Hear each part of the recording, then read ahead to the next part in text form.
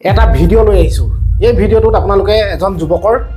গ্ৰেপ্তাৰ হোৱা এজন চোৰাংচোৱাগিৰি অপৰাধত গ্ৰেপ্তাৰ হোৱা এজন যুৱকৰ ভাষ্য আপোনালোকে শুনিবলৈ পাব। আচৰিত ভাষ্য শুনিলে আপোনালোকৰ ভয় লাগি যাব।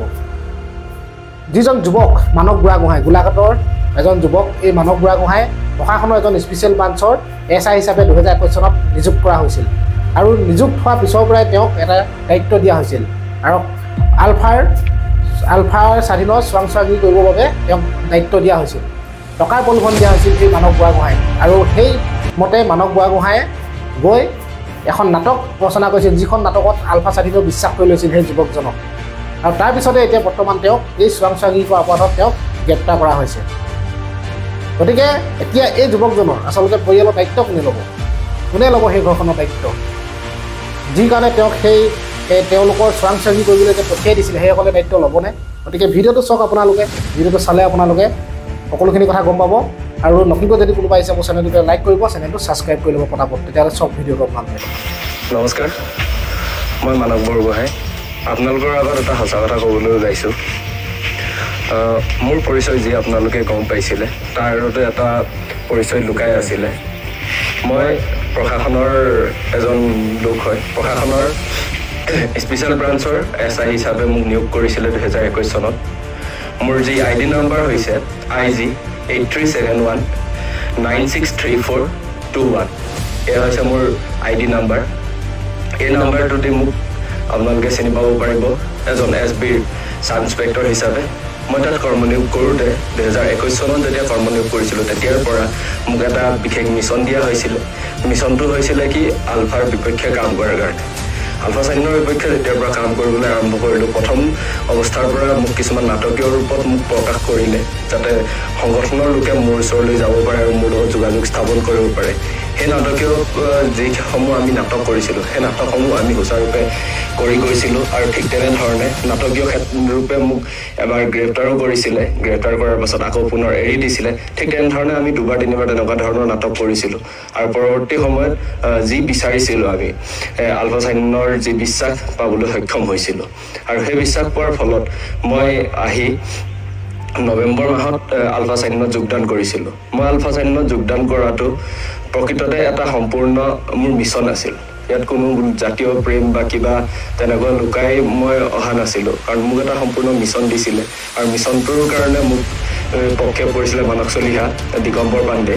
তেওঁলোকে প্ৰত্যক্ষভাৱে মোক প্ৰক্ষেপ কৰিছিল আৰু পৰোক্ষভাৱে মোক প্ৰক্ষেপ কৰা ব্যক্তি হ'ল GP সিং, পাৰ্থসাৰথী মহন্তকে প্ৰমুখ্য কৰি। সেই মুহূৰ্তত 2021 চনত আছিলে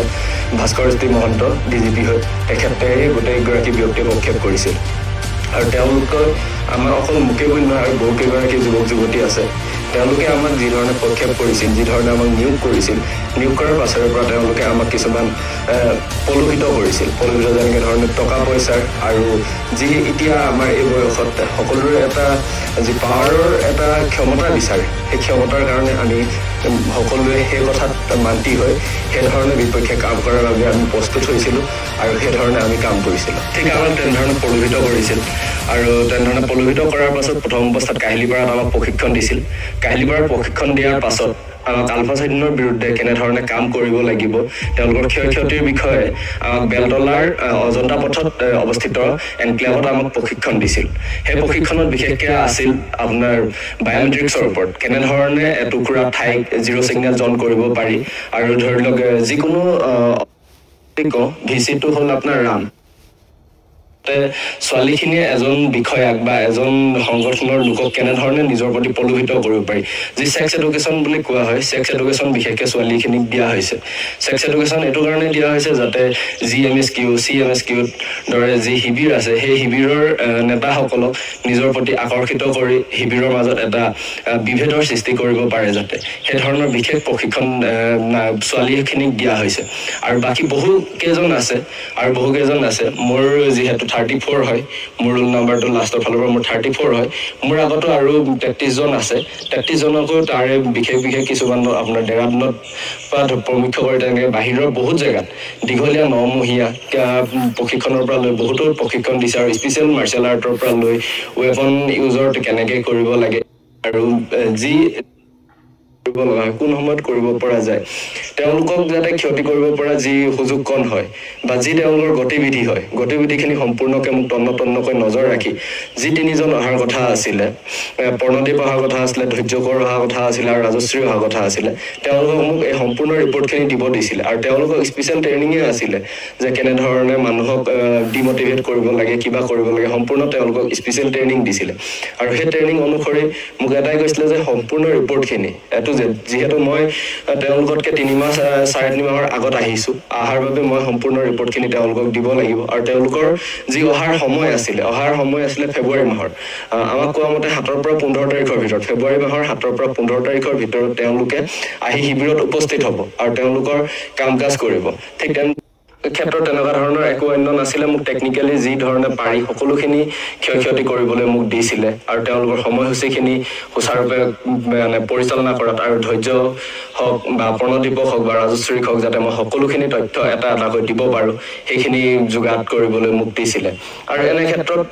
যেতিয়া আমি সকলোখিনি কাম আগবাঢ়ি গৈছিলে মই সেইটো কথা ক'বই লাগিব কাৰণ মানস চলিহাই যেতিয়া আমাক পঠিয়াইছিলে বিশেষকৈ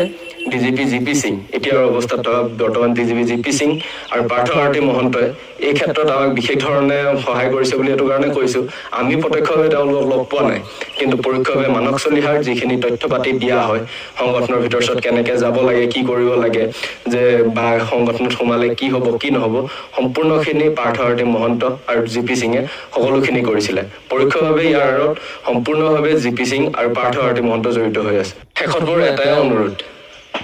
ডিজিপি জিপি সিং পাৰ্থ আৰতি মহন্তই যেনেধৰণে মোক প্ৰলোভিত কৰিছিল টকাৰ আৰু ক্ষমতাৰ যেনেধৰণে টোপ দিছিল সেই টোপত মই যেনেধৰণে ভুল গৈছিলোঁ বাকীসকল যাতে ভুল নাযায় মোৰ বিনম্ৰ অনুৰোধ আপোনালোকক যি কথা কৈ উত্তেজিত কৰিছে বা প্ৰলোভিত কৰিছে কিছুমান কথা যেনেধৰণে তেওঁলোকে প্ৰকাশ কৰিছে যে সংগঠনৰ ভিতৰ চৰাৰ কথা সেই কথা সম্পূৰ্ণ মিছা আৰু সেই কথা মই 3-4 মাহে যি সংগঠনত আছোঁ সংগঠনত থাকি মই নিজে অনুভৱ কৰিছোঁ যে তেনেধৰণৰ একো ইয়াত কোনো ধৰণৰ বোলে আপোনাৰ প্ৰতি ঘৃণনীয় দৃষ্টিৰে চোৱা কাৰ্য ইয়াত নচলে যি তেওঁলোকে যি প্ৰশাসনে প্ৰস্তুত কৰিছে জিপি সিং পাৰ্থ আৰতি মহন্তই যি প্ৰস্তুত কৰিছে যে যাতে সংগঠনত যদি বিভেদ আনিবলৈ হয় এনেধৰণৰ মন্তব্য কৰিব লাগিব সেই মন্তব্য সম্পূৰ্ণ মিছা মই অনুভৱ কৰিছোঁ আৰু এটা কথা মোৰ লগত প্ৰশিক্ষণ লোৱা সকলোকে অনুৰোধ কৰোঁ আপোনালোকে যিহেতু সংগঠনৰ বিৰুদ্ধে জাতিৰ বিৰুদ্ধে কাম কৰিবলৈ প্ৰশিক্ষণ লৈছিলে তেওঁলোকৰ কথাত ভুল গৈ তেওঁলোকে কোৱা মতে সম্পূৰ্ণ মান্তি হৈ সেইবোৰ সম্পূৰ্ণ গ্ৰহণ কৰিছিলে আপোনালোকে তেনেধৰণৰ ভুল নকৰিব মই যি ভুল কৰিছোঁ সেই ভুল আপোনালোকে নকৰিব জাতিৰ প্ৰতি যি কৰিব লগা আছিল সেই কৰিব লগাখিনি নকৰি মই কেইটামান টকাৰ লোভত পৰি মোৰ সম্পূৰ্ণ নিজস্ব ত্যাগ কৰি ক্ষমতাৰ লোভত পৰি পাৰ্থ আৰতি মহন্ত আৰু জিপি সিং আৰু যি কথা শুনি সেই কথা মতে গৈ আজি মোৰ এনে দশা হৈছে আপোনালোকে তেনেকুৱা ভুল নকৰিব আপোনালোকে বেলেগ ধৰণে কাম কৰক ভাল কাম কৰক জাতিৰ বিৰোধী বা আলফা স্বাধীন বিৰোধী কাম নকৰিব মই যাতে সেইজন অসমীয়া যুৱক হওঁ যাতে এই যি ভুল কৰিলোঁ জাতিৰ বিৰোধী বা আলফা স্বাধীনৰ